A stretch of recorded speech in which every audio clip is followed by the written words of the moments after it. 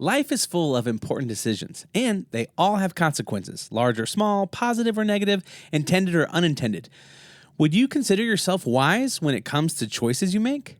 Well, let's talk more about that with Kayvan Kian on today's podcast of The Friday Habit.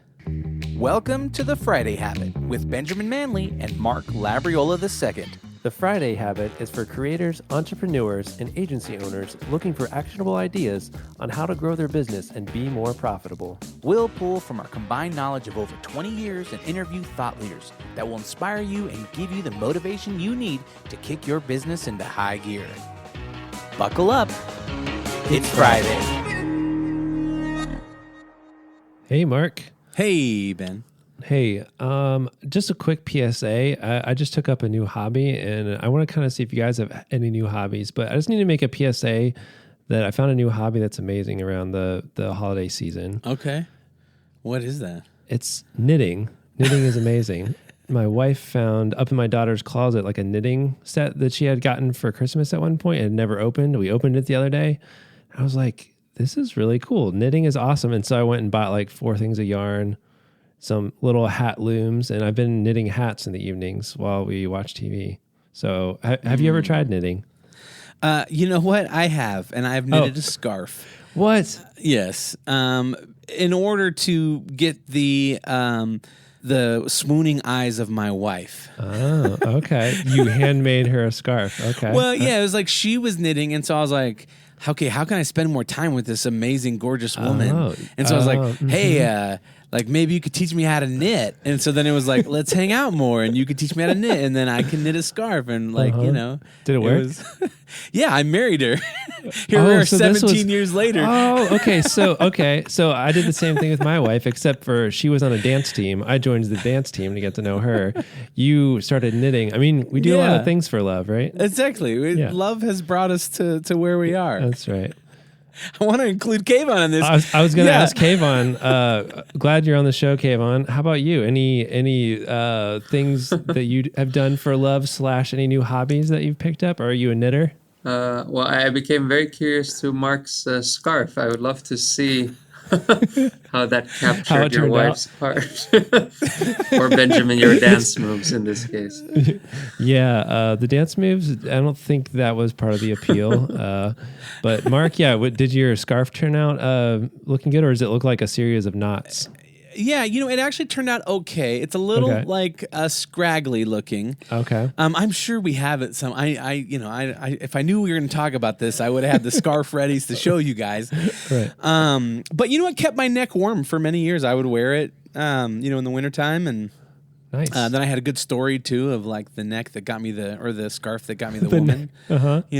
And it'd all be good. But yeah, I haven't done it ever since then, though, and it is like you have to be very patient, and it's, I don't know.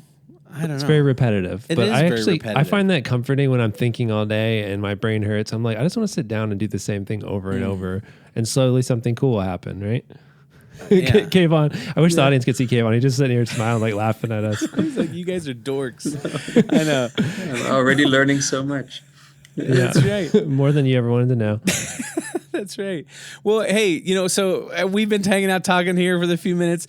If you remember episode 83, 84, Scale Your Company and Protect Your Culture, we had a great conversation with Kayvan. He recently came out with a new book, and so he wanted to come back on the show and kind of talk about that, and we just had a great conversation last time, so we thought we'd have him over to chat. And if you didn't catch those episodes, go back and listen to them. But Kayvan is an entrepreneur, teacher, and senior advisor to the McKinsey & Company in Amsterdam, and his work has helped thousands of leaders and teams thrive during difficult times. So we're excited to have you back on the show, and just look forward to a very insightful conversation and to kind of hear more about this book and what brought you to write it and some of the key points. But before we get started, I have a question for you, a little icebreaker. Since you haven't made any scarves, have you ever saved an animal's life or like a human's life? Or have you been saved? I'll tell a quick story. When I was younger, I lived in Hawaii, on the Hawaiian islands of Maui, and we were at the beach and we were, with a group of people hanging out. I was maybe about 8 years old, and I kind of left a little party and I went out to the ocean, and there was a really strong riptide that was taking place, and I started drowning, and my mom jumped into the water to try to save me, and then we were drowning together. So we were both being like sucked under, like, it was very scary and traumatizing, but it was the strangest thing. Like, this man and his wife were walking down the beach, and he went into the water and he grabbed us and pulled us out onto the shore. And it was almost like an angel, it was like that experience where it's like you thought you were going to die, and then it was like your life was saved. And then it was just kind of like he just kept walking. Him and his wife like walking. It was just like that was it, And so it was like this weird magical experience where, I was saved. So. Kayvan, was that you? No. Were you the man, Kayvan? Kayvan, maybe Kayvan saved you. 35 years ago, 35 Kayvan years, still looked the same. He's an angel. A cherub who never ages. I enjoyed swimming, but I wasn't that good. But it does remind me of a moment. I was in South America, and I was walking actually on the beach, and I saw someone a bit further, and this person had... there's something about their eyes with some panic I noticed, and I looked around and I saw nobody else was noticing it. In my very poor Spanish, I tried to say something around ayuda, or like maybe we need to help. Nobody paid attention, and I did went after her, and it turned out that she was stuck. She couldn't get back on shore, and it was it's like time stands still. It's just like being in a movie type of thing. But it took a while actually to get back. So I'm not sure if I saved her life, but it was a very memorable experience. Wow, yeah, I'm sure you did. I mean, or if anything, you provided support and comfort to help you guys get back to shore. So yeah. And we're also not in touch. So this, there's something about helping somebody and then you're gone. Yeah, it's just like that moment in time, And then she probably tells the story about this angel, this baby cherub saved me from the currents. Who knows? Or this person, I was having fun and then just pulled me over to the shore. I was minding my own business, enjoying the beach, and this stranger came and tackled me and pulled me to the shore. I was very proud of himself. Yeah, exactly. I wish my wife was on the show. It'd be like, hey, have you ever saved someone's life? It's like she was a stay-at-home mom for however many years. I mean, like every day for like 8 years I did. Yeah, Heimlich maneuvering children hot dogs out of their throat. Like every day. It's just like a day in the life right there. A few hundred episodes for your podcast. Right. That's right. Yeah, we need to maybe we'll get the wives on, and we have a whole conversation about being married to entrepreneur and business owners, and see. I bet that would really connect. Actually, we'll plan that in the new year. So, Kayvan, what have you been up to? How have you been this past year? I know we talked just a few months ago, several months ago, but what's been going on in your world? What has been some of the things you've noticed? As we're coming to the end of this year, are you starting to see some things kind of level off, or what's the word on the street? So. Privately, I would say I keep learning at home from my little daughter, who's almost a year old by the time I think this podcast will come out. So every day, it's a new day, and so many exciting things happen. I think professionally, I'm very happy the book got published. It's something that was on my mind for a long time, but it's also nice to have it out there in a tangible way. I think it's timely. Also, the first book we talked about, What is Water? One thing I'm noticing, and who knows what the future will bring, is that many clients, many people I'm working with, there was something psychologically about, in the new year, 2022, everything's going to, be different, be better, and the like. And especially for the past few weeks with the ongoing news and the things that are happening, the uncertainties, it's sinking even further in people's thoughts that this is maybe the situation for quite a indefinite time for now, and that's a big realization here. You're out in Amsterdam. Yes, I live in Amsterdam. Okay, yeah. Yeah. And so, how's the climate out there as far as with the coronavirus and other things like that? Because, Amsterdam is one of the more freer countries, right? And there's a lot of things going on there. But what is that? What is it like there? So this week there was a news announcement that for the Christmas days or New Year's and all of that, all the current restrictions will stay intact. Oh, And okay. of course, you can imagine many people were some kind hopeful that they could be spending it with their large families, large groups, Yeah. that sense of community. So I don't think it's very different than many other places how the things are. And this, of course, also has an effect on many entrepreneurs I work with, many Uh-huh. clients, other leaders who, for now, somehow, maybe some of them, even if they were running on some kind of adrenaline, right? As in, we're going to make this work, we're going to get to the finish line, but realizing that it's a much longer marathon than Yeah. hey, making it till the holidays and then things will get better. And Yeah.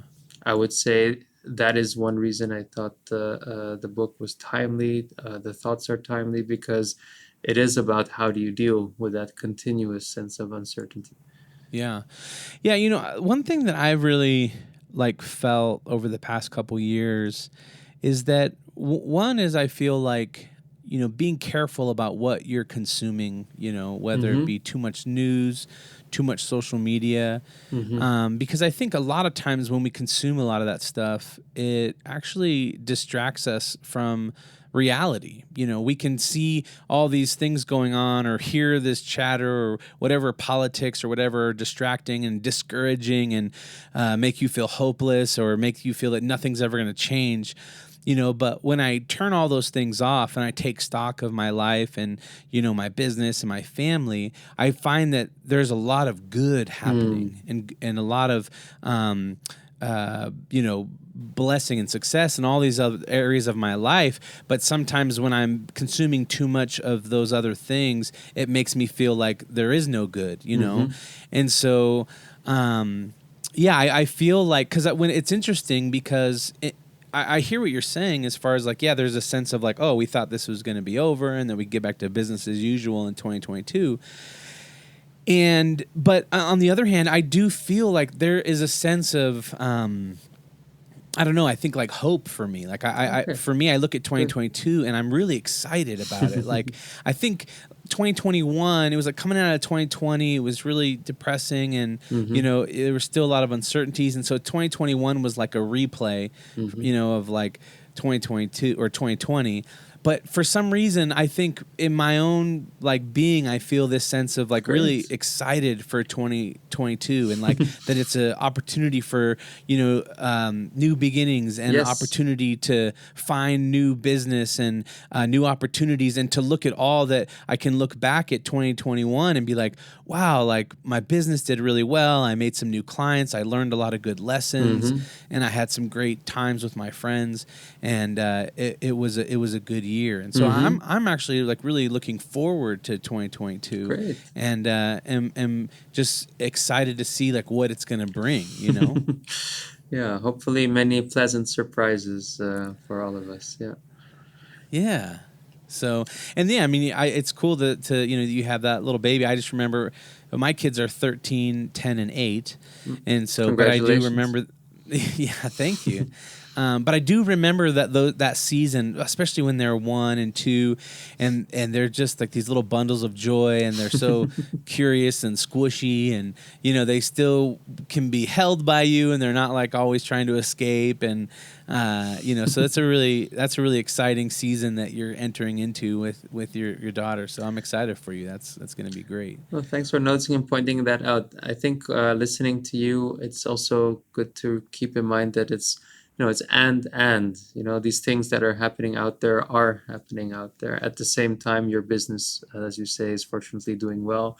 family is healthy, your surroundings are good. So what do you choose to focus on?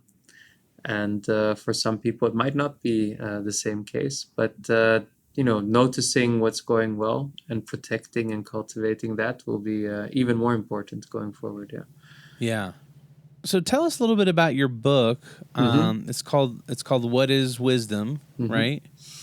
And when you were writing it, tell us a little bit about that journey of where that idea came from, how it maybe played off your first book, What is Water, and what are some of the key takeaways from it.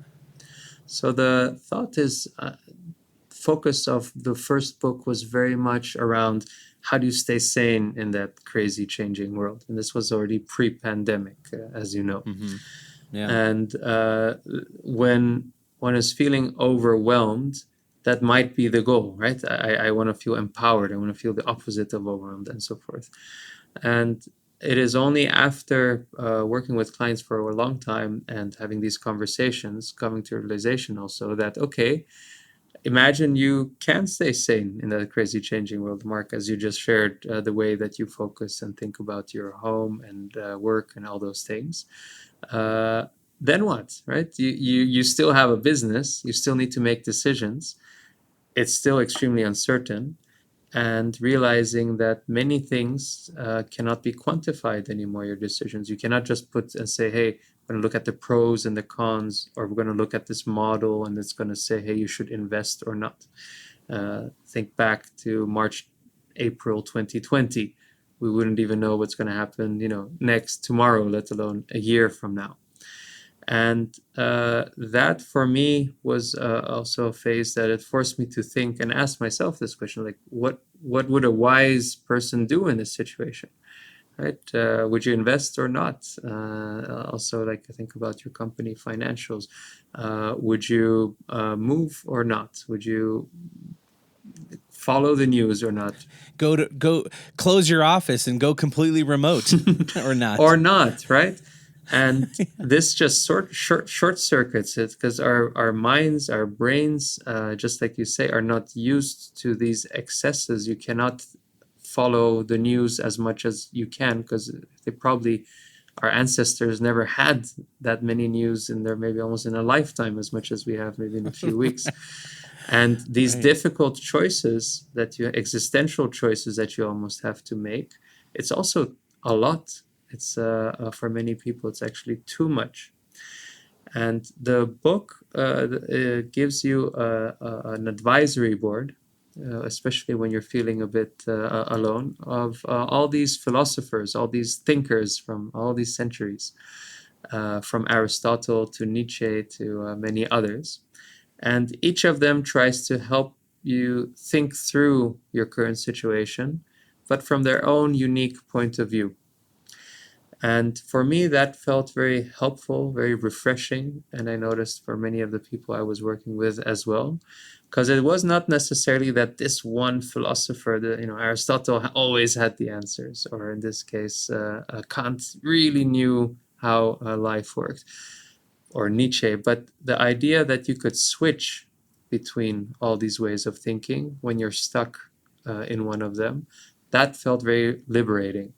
And then you could say, okay, I don't know the calculations. I cannot predict what's going to happen, but these are my values. And no matter what, I want to look back and say I made these decisions for my employees, for my family, for others, based on this particular value. And that brings a clarity, and then you can move on. And I think it saves you from probably feeling a lot of guilt or regret if things don't work out, right? Because if they don't work out, you can say, well, I made the decision from my values, and I, made the wisest decision I could at the time. And so you don't have to, live with that like guilt of like, oh, I should have done something different, or I should have made a different thought decision. it through better, or anything like that. And you can say, yeah, I thought maybe I should do it based on my values. I thought about what Nietzsche would say about my want or what I can do and so forth. And then you move on, because life is in a continuous flow as well. Yeah. And you don't want to get stuck through, paralysis by analysis, as you could say. Yeah. So the title of your book is What is Wisdom? A Collection of Practical Thoughts for Better Decisions in Life. Can you tell us a little bit about what types of decisions this is for? So I'm thinking of everything for like, should I marry this person? Is this the person for me? Down to like, which type of electric bike should I get? Maybe I should compare these electric bikes down to like, what color shirt should I wear today? Mm-hmm. So like where on that scale is this kind of approach? Do you find it kind of useful to use this decision making? It's useful on the level of should I knit this scarf or not? Okay, got it. And you see what good can come out of that one particular decision. I would say the book doesn't imply or pretend that the reader is not capable of taking day-to-day decisions, right? What should I eat tonight, or should I call my friends? So if you're feeling comfortable on those things, that's fine. But the book is mainly for those moments where you feel that much is at stake.